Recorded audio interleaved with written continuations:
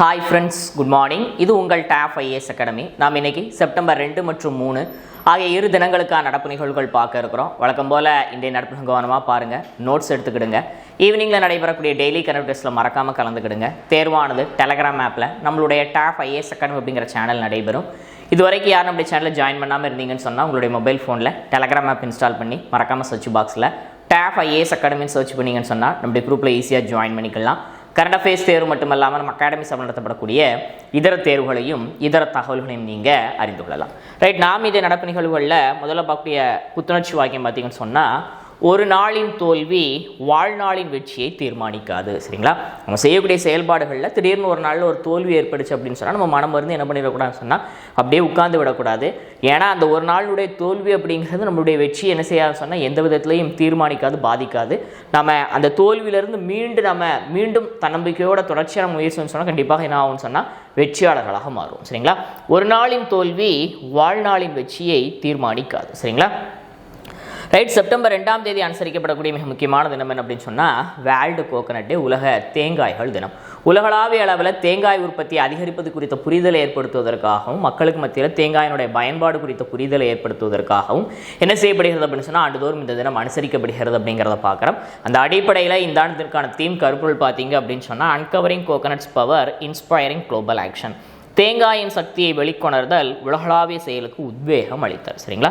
Right, அப்போ நம்ம முதலில் தகவல் என்ன அப்படின்னு சொன்னால் உலகளாவிய அளவில் மக்களுக்கு மத்தியில் தங்களுடைய உணவு பயன்பாட்டில் தேங்காயை பயன்படுத்துவது குறித்த புரிதலை ஏற்படுத்தணும் அப்படிங்கிறதற்காகவும் உலக நாடுகளுக்கு மத்தியில் தேங்காய் உற்பத்தியை அதிகரிப்பது குறித்த புரிதலை ஏற்படுத்துவதற்காகவும் ஆண்டுதோறும் செப்டம்பர் 2ஆம் தேதி உலக தேங்காய்கள் தினமாக அனுசரிக்கப்படுகிறது. அந்த அடிப்படையில் இந்த ஆண்டிற்கான தீம் கருப்பொருள் பார்த்தீங்க அப்படின்னு சொன்னால் uncovering coconut's power inspiring global action. சரிங்களா. அதே போல் செப்டம்பர் 3ஆம் தேதி அனுசரிக்கப்படக்கூடிய மற்றொரு தினம் என்ன அப்படின்னு சொன்னால் இன்டர்நேஷ்னல் ஸ்கை ஸ்கிராப்பர்ஸ் டே, அதாவது வானளாவிய உயர்ந்த கட்டிடங்கள். சரிங்களா, அதற்கான ஒரு தினம். அதாவது இன்றைக்கி உலகத்தில் பார்த்தீங்கன்னு சொன்னால் பிரம்மாண்டமான கட்டிடங்கள் உலகினுடைய பல்வேறு பகுதிகளில் கட்டப்பட்டு வருவதை நம்ம பார்க்குறோம். ஏற்கனவே கட்டப்பட்ட கட்டிடங்களும் இருக்குது, அதையும் தாண்டி இன்னும் பிரம்மாண்டமான கட்டடங்கள்லாம் கட்டப்படுகிறது.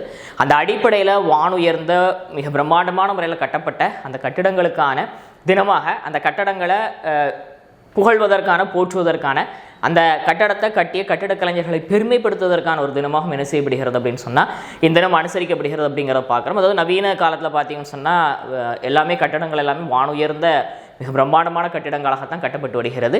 அந்த அடிப்படையில் அந்த கட்டிடங்களை போற்றுவதற்கான ஒரு தினமாக இந்த தினம் அனுசரிக்கப்படுகிறது.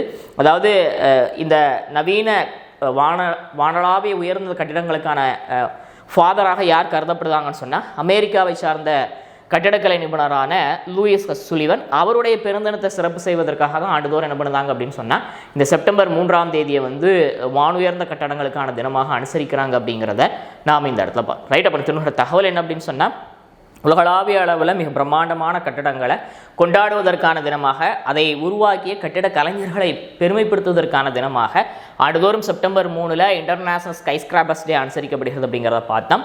அதாவது இந்த ஸ்கை ஸ்கிராப்பர்ஸினுடைய அந்த துறையினுடைய தந்தையாக கொண்டாடப்படக்கூடிய அமெரிக்காவை சார்ந்த கட்டிடக்கலை நிபுணரான லூயிஸ் சுலிவன் அவர்களுடைய பிறந்த தினம் ஆண்டுதோறும் இந்த தினமாக அனுசரிக்கப்படுகிறது அப்படிங்கிறதையும் நாம் இந்த இடத்துல பார்த்தோம். சரிங்களா. ரைட், அடுத்த பகுதி தகவல் பார்த்தீங்கன்னு சொன்னால் எஸ்சிஓ மாநாடு கடந்த வகுப்புலேயே நம்ம பார்த்துருப்போம். எஸ்சிஓ மாநாடு இந்த ஆண்டு பார்த்தீங்கன்னு சொன்னால் சீனா இந்த ஷாங்காய் கோஆப்பரேஷன் ஆர்கனைசேஷனுக்கு தலைமை தாங்குறாங்க. அந்த அடிப்படையில் சீனாவில் இருக்கக்கூடிய தியான்ஜின் அப்படிங்கக்கூடிய பகுதியில் பார்த்தீங்கன்னு சொன்னால் இந்த ஆண்டுக்கான உச்சி மாநாடு நடந்துச்சு.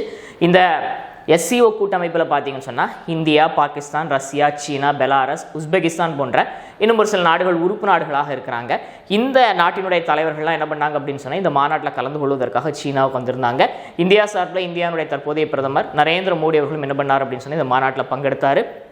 அது மட்டும் இல்லாமல் இந்த மாநாட்டில் பிரதமர் உரையாற்றி இருக்கிறாரு. அப்படி உரையாற்றும் போது பார்த்தீங்கன்னு சொன்னால் எஸ்சிஓக்கு ஒரு புது விளக்கத்தை கொடுத்தார். எஸ்சிஓ அப்படிங்கிறது ஷாங்காய் கோஆப்பரேஷன் ஆர்கனைசேஷன்.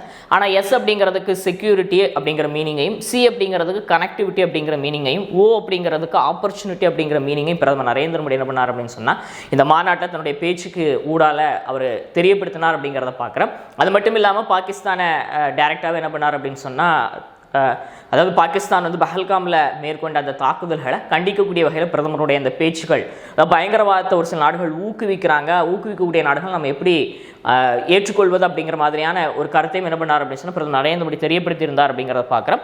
பிரதமர் வந்து நாகரிக உரையாடல் மன்றம் அப்படிங்கக்கூடிய ஒரு மன்றம் வந்து எஸ்சிஓ கூட்டமைப்பால் உருவாக்கப்படணும் அப்படிங்கிற ஒரு கோரிக்கையும் வைத்திருக்கிறாரு. அதாவது உலக நாடுகளினுடைய பல்வேறு பாரம்பரிய கலாச்சார தொன்மையான நாகரிகங்களை இதர நாடுகளுக்கு எடுத்துகிட்டு போகிறதுக்காக, அதாவது எஸ்சிஓ கூட்டமைப்பில் இருக்கக்கூடிய நாடுகளுடைய பண்டைய கலாச்சார விஷயங்களை இதர உலக நாடுகளுக்கு எடுத்துகிட்டு போகிறதுக்காக என்ன பண்ணும் அப்படின்னு சொன்னால் எஸ்சிஓ கூட்டமைப்பினுடைய நாகரிக உரையாடல் மன்றம் உருவாக்கப்பட வேண்டும் அப்படிங்கிறத வந்து பிரதமர் நரேந்திர மோடி வந்து வலியுறுத்தினார். அது மட்டும் இல்லாமல் இந்த எஸ்சிஓ மாநாட்டில் பஹல்காமில் நடந்த தீவிரவாத தாக்குதலை கண்டித்தும், அதே போல் ஈரான் மேலே இஸ்ரேலும் அமெரிக்காவும் மேற்கொண்ட தாக்குதல் கண்டித்தும் என்ன செய்யப்பட்டிருக்கு அப்படின்னு சொன்னால் தீர்மானங்கள் நிறைவேற்றப்பட்டிருக்கிறது அப்படிங்கிறத நம்ம பார்க்குறோம். இந்த மீட்டிங்கில் பார்த்தீங்கன்னு சொன்னால் இந்திய பிரதமர் நரேந்திர மோடி பல்வேறு உலக தலைவர்கள் சந்தித்து பேசினார். அதில் குறிப்பாக பார்த்தீங்கன்னு சொன்னால் சீன அதிபர் ஜி ஜின்பிங், அதுபோக பார்த்தீங்க அப்படின்னு சொன்னால் ரஷ்ய அதிபர் புதின், இவங்க 2 பேருடையான அந்த சந்திப்பு அப்படிங்கிறது ரொம்ப முக்கியத்துவம் வாய்ந்ததாக கருதப்படுகிறது. ஏன் அப்படின்னு சொன்னால் ஆக்சுவலாக பார்த்தீங்க அப்படின்னு சொன்னால் அமெரிக்கா வந்து இந்தியா மேலே 50% வரி விதிச்சிருக்கிறாங்க. இத்தகைய சூழ்நிலையில் இந்தியா வந்து அமெரிக்காவினுடைய அந்த வரி விதிப்புக்கு எதிராக என்ன பண்ணுது அப்படின்னு சொன்னால் பல்வேறு நடவடிக்கைகளை மேற்கொண்டு வராங்க. அந்த அடிப்படையில் சீனாவோடையும் ரஷ்யாவோடையும் இன்னும் தங்களுடைய அந்த நட்பை, அந்த உறவை என்ன பண்ணுறாங்கன்னு சொன்னால் இந்தியா மேலும் வலுப்படுத்தக்கூடிய ஒரு சூழல் நம்ம பார்க்குறோம். அமெரிக்க அதிபர் மற்றும் அமெரிக்க அதிபருடைய மூத்த பொருளாதார ஆலோசகர் கூட பார்த்தீங்க அப்படின்னு சொன்னால் ஒரு ஸ்டேட்மெண்ட் ஒன்று கொடுத்துருக்கிறார். என்ன அப்படின்னு சொன்னால் இந்தியா வந்து அமெரிக்கா கூட தான் வந்து நட்புறவோடு இருக்க வேண்டும், அதற்கு மாற்றமாக சீனாவோடையும் ரஷ்யாவோடையும் நட்புறவோடு இருக்கிறத எங்களால் ஏற்றுக்கொள்ள முடியலை அப்படிங்கிற ஒரு கருத்தையும் தெரியப்படுத்தியிருக்கிறாரு. அதே போல் அமெரிக்க அதிபர் ட்ரம்ப் பார்த்தீங்க அப்படின்னு சொன்னால் இந்தியாவுக்கும் அமெரிக்காவுக்கும் இடையே நடைபெறக்கூடிய அந்த வணிகத்தில் பார்த்தீங்க அப்படின்னு சொன்னால் அமெரிக்காவை விட இந்தியாவுக்கு தான் அதிக லாபம் இருக்குது அப்படிங்கிற ஒரு கருத்தையும் தெரியப்படுத்தியிருக்கிறார் அப்படிங்கிறத பார்க்குறேன். இத்தகைய சூழ்நிலையில தான், அதாவது வருடந்தோறும் எஸ்சிஓ மாநாடுகள் நடந்தாலும் இந்த ஆண்டு ஏன் கூடுதலான முக்கியத்துவம் பெறுகிறது அப்படின்னு சொன்னால் அதற்கு மெயின் காரணம் என்ன அப்படின்னு சொன்னால் இந்தியா மற்றும் உலகினுடைய பல்வேறு நாடுகள் மேலே மற்றும் பிரிக்ஸ் கூட்டமைப்பினுடைய நாடுகள் மேலெல்லாம் அமெரிக்கா வந்து என்ன பண்ண இருக்கிறாங்கன்னு சொன்னால் கூடுதல் வரியை ஏற்கனவே விதிச்சிருக்கிறாங்க, இன்னும் கூடுதலான வரி விதிக்க இருப்பதாகவும் ட்ரம்ப் சொல்லிட்டு இருக்கிறாரு. இத்தகைய சூழ்நிலையில தான் இந்த எஸ்சிஓ மாநாடு பார்த்தீங்கன்னா ரொம்ப முக்கியத்துவம் வாய்ந்த ஒன்றாக மாறி இருக்கு அப்படிங்கிறத பார்க்குறோம். ரஷ்ய அதிபரை சந்திச்சு பேசும்போது பிரதமர் நரேந்திர மோடி மீட்டிங் முடிஞ்சு ஹோட்டலுக்கு போகும்போது ரஷ்ய அதிபர் கூட தான் காரில் போனார். காரை விட்டு 2 பேர் இறங்காமல் காருக்குள்ளே 1 மணி நேரத்துக்கு மேலே வந்து நிறைய டிஸ்கஷன் பண்ணதாக பத்திரிகைகள் செய்தி வெளியாக இருக்குது. குறிப்பாக உக்ரைனுக்கு ரஷ்யாவுக்கு முடியாது அந்த போரை நிறுத்துவது தொடர்பான பல்வேறு விஷயங்கள் பேசப்பட்டதாகவும் சொல்லப்படுகிறது. சரிங்களா? அதே போல் பார்த்தீங்கன்னு சொன்னால் இந்த மீட்டிங்கில் வந்து சீனாவினுடைய PRI தொழில் வழித்தடம், அதாவது பல்வேறு உலக நாடுகளை கனெக்ட் பண்ணக்கூடிய வகையில் ஒரு தொழில் வழித்தட திட்டத்தை வந்து பல்வேறு மாநாடுகளையும் சீனா வலியுறுத்திட்டு வராங்க. இந்த ஆண்டும் இந்த வழித்தட திட்டத்துக்கு வந்து இந்தியா அங்கீகாரம் வழங்கல் அப்படிங்கிறத பார்க்குறோம். காரணம் என்ன அப்படின்னு சொன்னால் இந்த பாதை அப்படிங்கிறது பார்த்தீங்கன்னு சொன்னால் பாகிஸ்தான் ஆக்கிரமிப்பு காஷ்மீர் வழியாகவும் செல்ல இருக்குது. அந்த அடிப்படையில் தொடர்ந்து இந்தியா என்ன பண்ணிக்கிட்டு இருக்குன்னு சொன்னால் இந்த வழித்தட திட்டத்திற்கு வந்து எதிர்ப்பு தெரிவிச்சுட்டு இருக்கிறாங்க அப்படிங்கிறதையும் நாம் இந்த இடத்துல பார்க்குறோம். அது மட்டும் இல்லாமல் இந்த மாநாட்டில் பார்த்தீங்கன்னு சொன்னால் எஸ்சிஓ கூட்டமைப்பு சார்பில் ஒரு டெவலப்மெண்ட் பேங்க், வளர்ச்சி வங்கி ஒன்று உருவாக்குவதற்கு என்ன பண்ணியிருக்கிறாங்கன்னு சொன்னால் ஒப்புதல் வழங்கியிருக்கிறாங்க அப்படிங்கிறத பார்க்குறோம். ஏற்கனவே பிரிக்ஸ் கூட்டமைப்பு சார்பில் நம்ம டெவலப்மெண்ட் பேங்க் பார்க்குறோம். இன்னும் பல்வேறு கூட்டமைப்பு சார்பில் நிறைய வங்கிகள் இருக்குது. அந்த அடிப்படையில் உறுப்பு நாடுகளுக்கு கடன் கொடுப்பதற்காகவும் உறுப்பு நாடுகளுடைய பொருளாதாரத்தை வலுப்படுத்துவதற்காகவும் இந்த கூட்டமைப்பு சார்பில் பார்த்தீங்கன்னு சொன்னால் ஒரு பேங்க் ஒன்று, டெவலப்மெண்ட் பேங்க் ஒன்று உருவாக்குவதற்கும் என்ன பண்ணியிருக்கு அப்படின்னு சொன்னால் இந்த எஸ்சிஓ கூட்டமைப்பினுடைய அந்த மீட்டிங்கில் வந்து ஒப்புதல் வழங்கப்பட்டிருக்கிறது அப்படிங்கிறத நாம் இந்த இடத்துல பார்க்குறோம். இதெல்லாம் பார்த்தீங்கன்னு சொன்னால் இந்த எஸ்சிஓ மாநாட்டை முன்னிட்டு நடைபெற்ற ஒரு சில நிகழ்வுகள், தகவல்கள். சரிங்களா? ரைட். அப்போ நம்ம தெரிஞ்சுக்கிற தகவல் என்ன அப்படின்னு சொன்னால் எஸ்சிஓ கூட்டமைப்புடைய இந்த ஆண்டு மாநாடு சீனாவில் தியான்ஜல் நடந்துச்சு. பிரதமர் மோடி பங்கேற்று சிறப்புரையாற்றினார். பிரதமர் பேசும்போது பஹல்காம் தாக்குதலுக்கு பாகிஸ்தானுக்கு கண்டனங்களை தெரிவித்தார். அதுபோக எஸ்சிஓக்கு புது விளக்கம் ஒன்று கொடுத்தாரு. எஸ்னா செக்யூரிட்டி, சீனா கனெக்டிவிட்டி, ஓனா ஆப்பர்ச்சுனிட்டி அப்படிங்கிற பேச்சை விஷயம் தெரியப்படுத்தியிருந்தார். அதுபோக உறுப்பு நாடுகளுடைய பன்மையான கலாச்சார பாரம்பரியங்களை இதர உலக நாடுகளுக்கு எடுத்துகிட்டு போகிறதுக்காக நாகரிக உரையாடல் மற்றும் உருவாக்கப்படும் அப்படிங்கிறத கேட்டுக்கிட்டாரு. அதுக்கடுத்து இந்த மீட்டிங்கில் பஹல்காம் தாக்குதலுக்கும் ஈரான் மேலே அமெரிக்காவும் இஸ்ரேல் மேற்கொண்ட தாக்குதலுக்கும் கண்டனம் தெரிவித்து தீர்மானங்கள் நிறைவேற்றப்பட்டிருக்கு அப்படிங்கிறத பார்த்தோம். அடுத்து ரஷ்ய பிரதமர் சந்தித்து பேசும்போது இந்திய பிரதமர் நரேந்திர மோடி உக்ரைன் போரை உடனடியாக நிறுத்தணும் அப்படிங்கிறத வலியுறுத்தி பேசியிருக்கிறாரு. அதுபோக சீனாவினுடைய PRI தொழில் வழித்தட திட்டத்துக்கு வந்து இந்தியா தொடர்ந்து எதிர்ப்பு தெரிவிச்சிருக்காங்க. இந்த மீட்டிங்ல எதிர்ப்பு தெரிவிச்சாங்க அப்படிங்கிறத பார்க்குறோம். அடுத்து எஸ்சிஓ கூட்டமைப்பு சார்பில் ஒரு டெவலப்மெண்ட் பேங்க் ஒன்று உருவாக்கப்படுவதற்கு இந்த மாநாட்டில் தீர்மானம் நிறைவேற்றப்பட்டிருக்கு, ஒப்புதல் வழங்கப்பட்டிருக்கு அப்படிங்கிறத பார்க்குறோம். அடுத்த ஆண்டுக்கான மாநாடு இந்தியாவில் நடைபெற இருக்கு அப்படிங்கிறது குறிப்பிடத்தக்கது. சரிங்களா? ரைட். அடுத்த நான் பார்க்கக்கூடிய தகவல், உலக முதலீடுகளை ஈர்ப்பதற்காக தமிழ்நாட்டினுடைய முதலமைச்சர் பார்த்தீங்க அப்படின்னு சொன்னால் ஜெர்மனிக்கு சுற்றுப்பயணம் மேற்கொண்டிருந்தார். தற்பொழுது ஜெர்மனியினுடைய சுற்றுப்பயணத்தை நிறைவு செஞ்சுட்டு பார்த்தீங்க அப்படின்னு சொன்னால் இங்கிலாந்துக்கு போயிருக்கிறாரு. இப்போ ஜெர்மனியில் பல்வேறு ஒப்பந்தங்கள் கையொப்பமாக இருக்குது. தமிழ்நாட்டில் ஜெர்மனியுடைய நிறுவனங்கள் தொழில் தொடங்குவதற்காக முதலமைச்சர் பேசும்போது கூட என்ன சொன்னார் அப்படின்னு சொன்னால், எப்படி ஐரோப்பிய நாடுகளுக்கு ஜெர்மனி ஒரு முக்கியமான ஒரு வணிக வர்த்தக விஷயத்தில் ஒரு முக்கியமான ஒரு நாடாக இருக்கிறதோ, அதே போல் இந்தியாவினுடைய ஜெர்மனியாக தமிழ்நாடு விளங்குகிறது. அதனால் முதலீட்டாளர்கள் நிறைய தமிழ்நாட்டை முதலீடு செஞ்சு உங்களுடைய தொழில்களை நீங்கள் பெருக்கணும் அப்படிங்கிறத முதலீட்டாளர்கள் சந்தித்து பேசும்போது TN ரைசிங் மீட்டிங் ஜெர்மனியில் நடந்துச்சு. அதில் தமிழ்நாடு முதலமைச்சர் பேசும்போது அந்த மாதிரி பேசியிருக்கார் அப்படிங்கிறத பார்க்குறோம். தமிழ்நாட்டில் முதல் நாள் விஷயங்களில் பார்த்தீங்கன்னு சொன்னால் ஒரு 3201 கோடியில் தொழில் திட்டங்கள் தொடங்குவதற்கான புரிந்துணர்வு ஒப்பந்தங்கள் மேற்கொள்ளப்பட்டிருக்குது. ரெண்டாவது நாளில் பார்த்தீங்கன்னு சொன்னால் 3819 கோடி முதலீட்டிற்கான ஒப்பந்தங்கள் கையொப்பமாக இருக்குது. ஒட்டுமொத்தமாக ஜெர்மனியில் மட்டுமே பார்த்தீங்கன்னு சொன்னால் சற்றேறக்குறைய 7020 கோடிக்கான முதலீடுகள் செய்யப்பட்டிருக்கு அப்படின்னு சொன்னால் ஈர்க்கப்பட்டிருக்குது. மேலும் 15000க்கும் மேற்பட்ட நபர்களுக்கு வேலை வாய்ப்புகள் இதன் மூலமாக உருவாக்கப்படும் அப்படிங்கிற தகவலையும் தமிழ்நாடு அரசாங்கம் என்ன பண்ணியிருக்கிறாங்க சொன்னால் தெரியப்படுத்தியிருக்கிறாங்க. 23க்கும் மேற்பட்ட பல்வேறு மிக முக்கியமான ஒப்பந்தங்கள் மேற்கொள்ளப்பட்டிருக்கு. சரிங்களா?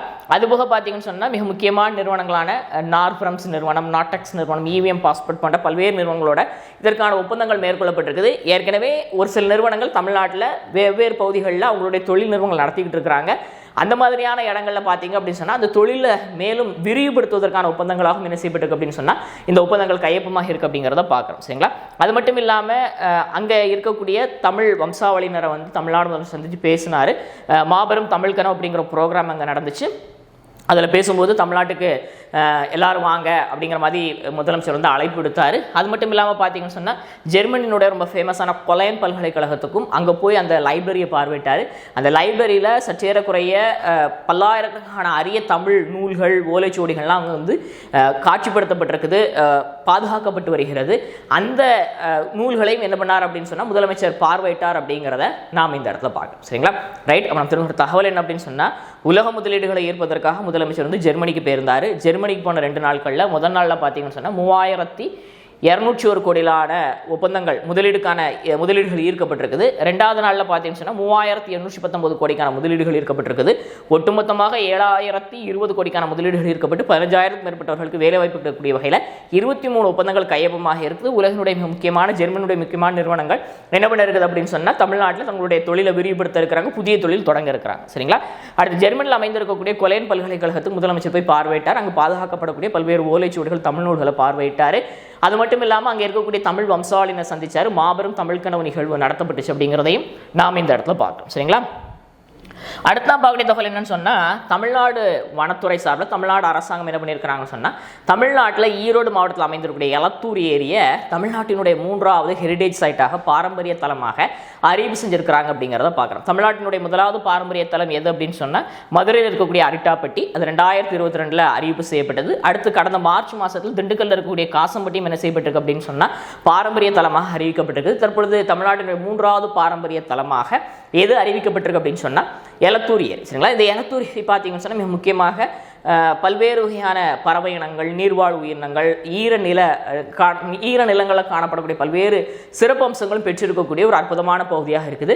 அந்த பகுதியை பேணி பாதுகாக்கக்கூடிய வகையில் அங்கே இருக்கக்கூடிய உயிரினங்களை பாதுகாக்கக்கூடிய வகையில் என்ன செஞ்சிருக்கிறாங்க சொன்னால் தமிழ்நாடு அரசாங்கம் இதை பாரம்பரிய தலமாக ஹெரிடேஜ் சைட்டாக அறிவிப்பு செஞ்சிருக்கிறாங்க அப்படிங்கிறத பார்க்குறோம். அதாவது இந்த வலசை வரக்கூடிய பறவைகள் சற்றேறக்குறைய பார்த்தீங்கன்னு சொன்னால் 5000க்கும் மேற்பட்ட பறவைகள் ஒரு ஆண்டில் என்ன செய்யுது அப்படின்னு சொன்னால் இந்த எலத்தூர் ஏரிக்கு வருகை தந்துட்டு போகிறதாகவும் கணக்கெடுப்புகளில் தெரியப்படுத்தியிருக்கிறாங்க. சரிங்களா? சற்றேறக்குறைய 37 ஹெக்டேர் பரப்பளவில் பறந்து விரிந்து காணப்படுகிறது இந்த எலத்தூர் ஏரி. தமிழ்நாட்டினுடைய 3வது பாரம்பரிய தலமாக என்ன செய்யப்பட்டிருக்கு அப்படின்னு சொன்னால் அறிவிப்பு செய்யப்பட்டிருக்கிறது அப்படிங்கிறத நாம் இந்த இடத்துல பார்க்குறோம். சரிங்களா? அடுத்த பார்க்கக்கூடிய தகவல் என்னன்னு சொன்னால், அடுத்த ஆண்டுக்கான உலக பேட்மிண்டன் சாம்பியன்ஷிப் போட்டி இந்தியாவில் புதுடில்லியில் நடத்தப்பட இருக்குது. அதற்கான அறிவிப்பை உலக பேட்மிண்டன் சம்மேளனம் என்ன பண்ணியிருக்கிறாங்கன்னு சொன்னால் அறிவிப்பு செஞ்சுருக்கிறாங்க அப்படிங்கிறத பார்க்குறோம். கடைசியாக இந்தியாவில் பார்த்தீங்கன்னு சொன்னால் 2009 ஹைதராபாத்தில் தான் என்ன செஞ்சிருக்கு அப்படின்னு சொன்னால் இந்த உலக பேட்மிண்டன் சாம்பியன்ஷிப் போட்டிகள் நடத்தப்பட்டிருக்குது. அதற்கப்புறமாக நீண்ட ஆண்டுகள் இடைவெளிக்கு அப்புறமாக தற்பொழுது இந்தியா என்ன செய்யுதுன்னு சொன்னால் அடுத்த ஆண்டு ஆகஸ்டில் நியூ டெல்லியில் இந்த போட்டிகள் நடத்த இருக்கிறாங்க அப்படிங்கிறத நாம் இந்த இடத்துல பார்க்கணும். சரிங்களா? அடுத்த பார்க்கக்கூடிய தகவல் என்ன சொன்னால் ஒரு வருத்தமான செய்தி. ஆப்கானிஸ்தானில் குறிப்பாக பார்த்தீங்கன்னா குனார் மற்றும் நாங்கர்ஹார் அப்படிங்கக்கூடிய அந்த 2 மாகாணங்களில் ஏற்பட்ட நிலநடுக்கம், அதாவது ரிக்டர் அளவுகளில் 6 புள்ளிகளை தாண்டி அது பதிவாக இருக்குது. இதன் காரணமாக பார்த்தீங்கன்னு சொன்னால் சற்றேறக்குறை இதுவரைக்கும் 1000க்கும் மேற்பட்ட மக்கள் என்ன பண்ணியிருக்கிறாங்கன்னு சொன்னால் இந்த நிலநடுக்கத்தில் வந்து இறந்து போயிருக்கிறாங்க. இன்னும் மீட்பு பணிகள் தொடர்ந்து நடந்துக்கிட்டு தான் இருக்குது. இதற்கிடையில் விட்டு விட்டு நிலநடுக்கம் வேற ஏற்பட்டுக்கிட்டு இருக்குது. இன்னும் இறந்து போனவங்களுடைய எண்ணிக்கை அதிகரிக்கப்படும் சொல்லி அஞ்சப்படுகிறது. இந்தியா உடனடியாக என்ன பண்ணியிருக்காங்க சொன்னால் தங்களுடைய ஆதார குரங்களை நீட்டியிருக்கிறாங்க. மீட்பு நடவடிக்கைகளில் ஈடுபடுவதற்காக இந்திய ராணுவம் மற்றும் இந்திய ராணுவம் சார்பில் உணவுப் பொருட்கள் மருந்து பொருட்கள் என்ன செய்யப்பட்டிருக்கு அப்படின்னு சொன்னால் ஆப்கானிஸ்தானுக்கு அனுப்பி வைக்கப்பட்டிருக்கிறது அப்படிங்கிறதையும் நாம் இந்த இடத்துல பார்க்கணும். சரிங்களா? ரைட். அப்புறம் ஒரு தகவல் என்னன்னு சொன்னால் ஆப்கானிஸ்தானில் குறிப்பாக குனார் மற்றும் நாங்கர்ஹார் மாகாணங்களில் ஏற்பட்ட நிலநடுக்கத்தால் சற்றேறக்குறைய 1000க்கும் மேற்பட்ட மக்கள் வந்து இறந்து போயிருக்கிறாங்க அப்படிங்கிற ஒரு வருத்தமான செய்தியை நாம் இந்த இடத்துல பார்த்தோம். சரிங்களா? அடுத்த பார்க்கக்கூடிய தகவல் நியூ டெல்லியில் நடைபெற்ற மிக 2 முக்கியமான நிகழ்வுகள். அதில் முதல் நம்ம பார்க்குறது பார்த்தீங்கன்னா செமிகான் இந்தியா மாநாடு 2025. அதாவது இந்தியாவை வந்து செமிகண்டக்டர் துறையில் ஒரு அபரிமிதமான வளர்ச்சி ஏற்படுத்தணும் அப்படிங்கிறதுக்காக இந்த மாநாடானது ஆண்டுதோறும் நடத்தப்பட்டு வருகிறது. அந்த அடிப்படையில் இந்த ஆண்டுக்கான மாநாடு நியூ டெல்லியில் தொடங்கியிருக்குது. பிரதமர் நரேந்திர மோடி கலந்து கொண்டு சிறப்புரையாற்றினார். இதில் மிக முக்கியமான விஷயம் என்ன அப்படின்னு சொன்னால் இந்தியா முதல் முறையாக தன்னுடைய முழுக்க உள்நாட்டிலே தயாரிக்கப்பட்ட சிப்பை வந்து வெளியிட்டிருக்கிறாங்க அப்படிங்கிறத பார்க்குறோம். அந்த சிப்புக்கு பார்த்தீங்கன்னு சொன்னால் விக்ரம் 32 பிட் அப்படிங்கக்கூடிய பெயர் சூட்டப்பட்டிருக்கிறது அப்படிங்கிறத பார்க்குறோம். இது ஒரு மைக்ரோ ப்ராசஸர். சரிங்களா? எதற்காக இது உருவாக்கப்பட்டிருக்கு அப்படின்னு சொன்னால் இந்தியாவில் விண்வெளி துறை சார்ந்த விஷயங்களுக்காக ராக்கெட் ஏவுதல் மற்றும் இன்னும் ஒரு சில விண்வெளி சார்ந்த நிகழ்வுகளை பயன்படுத்துவதற்காக என்ன செய்யப்பட்டிருக்கு அப்படின்னு சொன்னால் இந்த விக்ரம் 32 அப்படிங்கக்கூடிய இந்த இந்தியாவுடைய முதலாவது செமிகண்டக்டர் சிப் மைக்ரோ ப்ராசஸர் உருவாக்கப்பட்டிருக்கிறது அப்படிங்கிறத பார்க்குறோம். முழுக்க உள்நாடு தொழில்நுட்பத்தில்.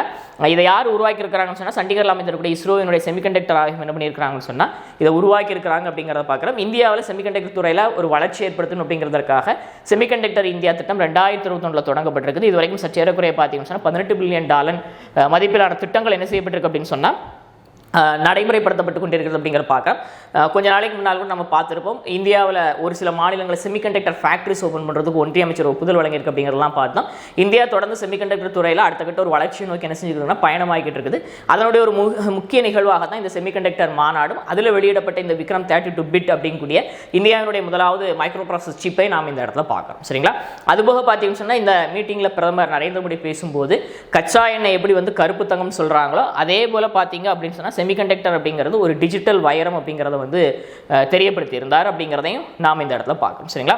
ரைட். இது முதலாவது நிகழ்வு. அடுத்து பார்த்தீங்கன்னு சொன்னால் இன்றைய தினம் வந்து ஜிஎஸ்டி கவுன்சில் கூட்டம் வந்து ஒன்றிய நிதியமைச்சராக இருக்கிற நிர்மலா சீதாராமன் தலைமையில் நியூ டெல்லியில் தொடங்க இருக்கு அப்படிங்கிறத பார்க்குறோம். 2 நாட்கள் இது நடைபெற இருக்குது. நம்ம ஏற்கனவே கடந்த ஒரு சில வாரங்களுக்கு முன்னால் டிஸ்கஸ் பண்ணியிருப்போம். என்ன அப்படின்னு சொன்னால் இந்தியா வந்து ஜிஎஸ்டி வரி விகிதங்களை மாற்றி அமைக்க இருக்குது. இப்போ 4 அடுக்காக இருக்குது, 2 அடுக்காக மாற்ற போகிறாங்க. குறிப்பாக 5%, 18% மட்டும்தான் இருக்க போது. மீதி இருக்கக்கூடிய 12%, 28% நீக்கப்பட இருக்கு அப்படிங்கிறத பார்த்தோம். அதற்கான ஒப்புதல் இந்த ஜிஎஸ்டி கவுன்சில் கூட்டத்தில் வந்து பெறப்பட இருக்கு அப்படிங்கிறத பார்க்குறோம். இந்த கூட்டத்தில் பல்வேறு மாநிலங்களுடைய நிதியமைச்சர்களும் என்ன பண்ணுறாங்க, அனைத்து மாநிலங்கள் யூனியன் பிரதேச நிதியமைச்சர் என்ன பண்ணுறாங்கன்னு சொன்னால் பங்கேற்கிறாங்க அப்படிங்கிறத நாம் இந்த இடத்துல பார்க்குறோம். ஒரு மிக முக்கியமான ஒரு 7 பொருட்களுக்கு மட்டும் விலை அதிகமான ஒரு 7 பொருட்களுக்கு மட்டும் என்ன பண்ண இருக்கிறாங்கன்னு சொன்னால் 40% வரைக்கும் ஜிஎஸ்டி வரி விதிக்க இருக்கிறாங்க. அதற்கான பேச்சுவார்த்தைகளும் இந்த தினம் நடைபெற இருக்குது. இன்னும் நாளையும் ஜிஎஸ்டி கவுன்சில் கூட்டம் நடைபெற இருக்கு அப்படிங்கிறத நாம் இந்த இடத்துல பார்க்கணும். சரிங்களா? ரைட். அப்படின்னு தகவல் என்ன அப்படின்னு சொன்னால் முதல்ல நம்ம பார்த்தது செமிகான் இந்தியா மாநாடு. இதில் இந்திய பிரதமர் நரேந்திர மோடி இந்தியாவினுடைய முதலாவது முழுக்க உள்நாட்டில் தயாரிக்கப்பட்ட சிப்பான விக்ரம் 32 பிட் சிப்பை மைக்ரோ ப்ராசஸர் வெளியிட்டார் அப்படிங்கிறத பார்க்குறோம். சண்டிகரில் இருக்கக்கூடிய இஸ்ரோவினுடைய செமிகண்டக்டர் லெபார்டரி இதை உருவாக்கியிருக்கிறாங்க. இந்தியாவில் விண்வெளி திட்டங்களுக்கு பயன்படுத்துவதற்காக இது உருவாக்கப்பட்டிருக்கிறது அப்படிங்கிறத முதல்ல பார்த்தோம். அடுத்து நிர்மலா சீதாராமன் அவர்கள் தலைமையில் ஜிஎஸ்டி கவுன்சில் கூட்டம் நியூ டெல்லியில் நடைபெற இருக்கு. இதில் ஜிஎஸ்டி வரி விகிதங்களை 4 அடுக்கு 2 அடுக்காக மாற்ற இருக்கிறாங்க. 5%, 18% மட்டும் தொடர இருக்குது. மீதி இருக்கக்கூடிய அடுக்குகள் நீக்கப்பட இருக்குது அப்படிங்கிற தகவலையும் நாம் இந்த இடத்துல பார்த்தோம். சரிங்களா? அடுத்த பார்க்கக்கூடிய தகவல் சொன்னால் ஒரு மொபைல் ஆப் ஒன்று ஒன்றிய ஜவுளித்துறை அமைச்சராக இருக்கக்கூடிய கிரிராஜ் சிங் அவர்களால் வெளியிடப்பட்டிருக்குது. மொபைல் ஆப்போட பேர் என்ன அப்படின்னு சொன்னால் கபாஸ் கிசான். எதற்காக இது வெளியிடப்பட்டிருக்கு அப்படின்னு சொன்னால் இந்தியாவில் குறைந்தபட்ச ஆதரவு விலையில் பருத்தி கொள்முதலை மேற்கொள்வதற்காக. சரிங்களா? அதாவது எம்எஸ்பி சொல்லுவாங்க இல்லையா, அந்த எம்எஸ்பியில் பார்த்தீங்க அப்படின்னு சொன்னால் பருத்தியை கொள்முதல் செய்வதற்காக ஒரு வெளிப்படைத்தன்மை ஏற்படுத்தணும் அப்படிங்கிறதற்காக எந்தெந்த நேரங்களில் கொள்முதல் நடைபெறுகிறது, கொள்முதலுக்கான பணம் உங்களுக்கு எந்த முறையில் வர வைக்கப்பட்டிருக்குது, அதனுடைய ப்ராசஸ் என்ன, இது போன்ற பல்வேறு தகவல்களை விவசாயிகள் தெரிந்து கொள்ளணும் அப்படிங்கிறதற்காக ஒரு மொபைல் ஆப்பாக தான் என்ன செய்யப்பட்டிருக்கு அப்படின்னு சொன்னால் இந்த கபாஸ் கிசான் வெளியிடப்பட்டிருக்கிறது அப்படிங்கிறத நாம் இந்த இடத்துல பார்க்குறோம். சரிங்களா? அதற்கான நிகழ்வு டெல்லியில் நடைபெற்று டெல்லியில் அமைச்சர் அதை வெளியிட்டார் அப்படிங்கிறதையும் நாம் பார்க்குறோம்.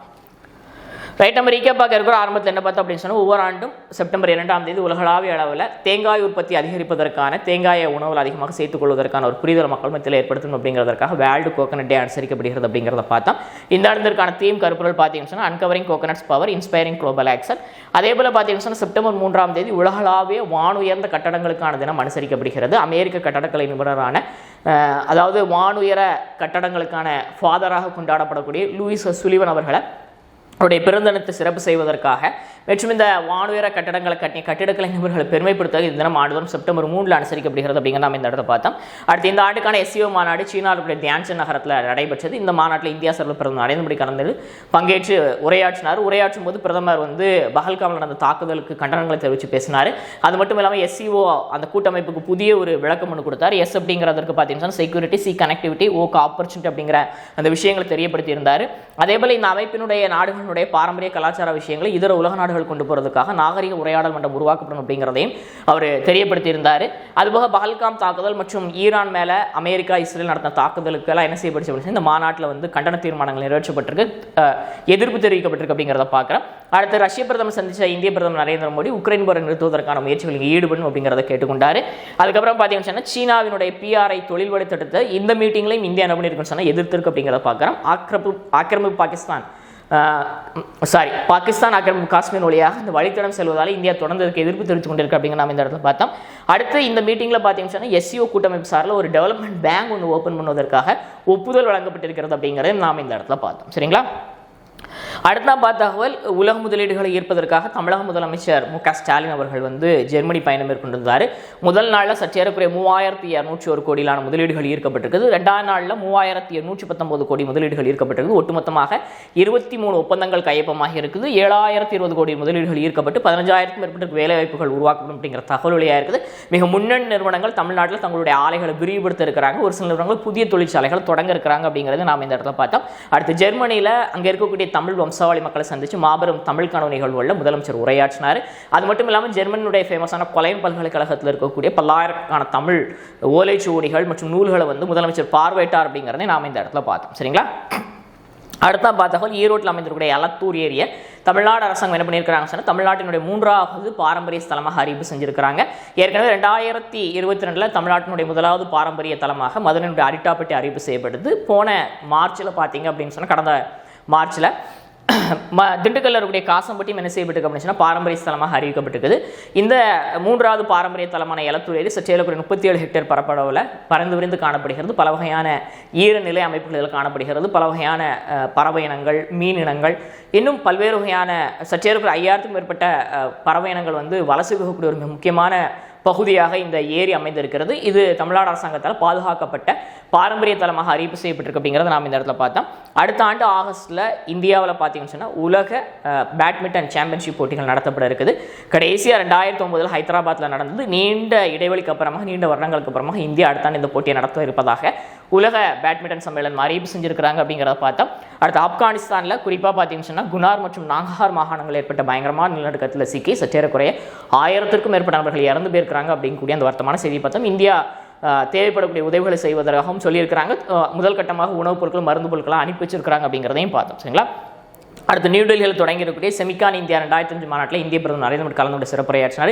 பேசும்போது கச்சா எண்ணெய், கருப்பு தங்கம் எப்படி சொல்கிறாங்களோ அதே போல் இனி வரக்கூடிய காலகட்டங்களில் பார்த்தீங்க அப்படின்னு சொன்னால் இந்த செமிகண்டக்டரை ஒரு டிஜிட்டல் வைரம் சொல்லுவாங்க அப்படிங்கிறத தெரியப்படுத்தியிருந்தார். அது மட்டும் இல்லாமல் முழுக்க இந்தியாவில் உள்நாட்டு தொழில்நுட்பத்தில் உருவாக்கப்படக்கூடிய விக்ரம் 32 பிட் சிப் மைக்ரோ ப்ராசஸரை பிரதமர் நரேந்திர மோடி வெளியிட்டார் அப்படிங்கிறத பார்க்குறோம். சண்டிகரில் அமைந்திருக்கக்கூடிய இஸ்ரோவினுடைய செமிகண்டக்டர் ஆய்வகத்தில் இந்தியாவினுடைய விண்வெளி தேவைகளுக்காக என்ன செய்யப்பட்டிருக்கு அப்படின்னு சொன்னால் இந்த சிப் உருவாக்கப்பட்டிருக்கு அப்படிங்கிறத பார்த்தோம்.